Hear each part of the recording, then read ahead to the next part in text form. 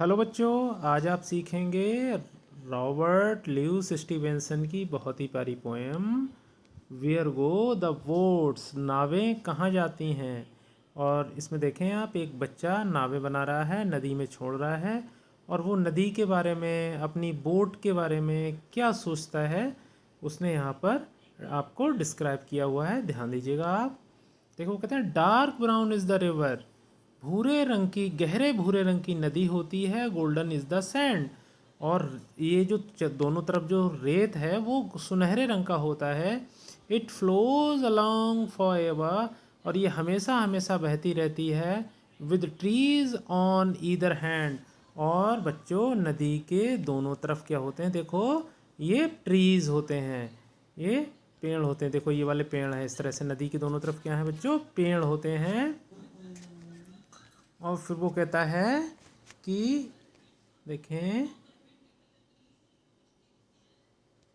Green leaves of floating.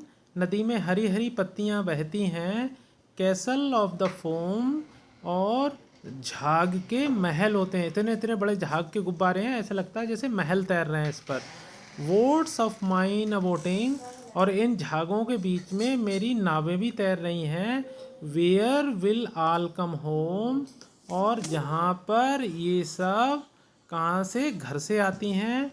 On goes a river. सारी बोटें river पर चल रही हैं। And out pass the mill. और जो चक्की है आटा पीसने वाली, वहाँ से ये नदी गुजरती है। On goes the river and out pass the mill. नदी बहती हुई चक्की, आटा चक्की मिल से गुजरती है। Away down the valley. और ये नदी घाटी में जाती है। अवे डाउन द हिल। और पर्वतों के बीच से निकलती है, पहाड़ियों के बीच से निकलती है। फिर पोएट कहते हैं अवे डाउन द रिवर। अब ये नदी जो है नीचे की ओर जा रही है। 100 माइल्स और मोर। सैकड़ों सैकड़ों मील की यात्रा कर चुकी है।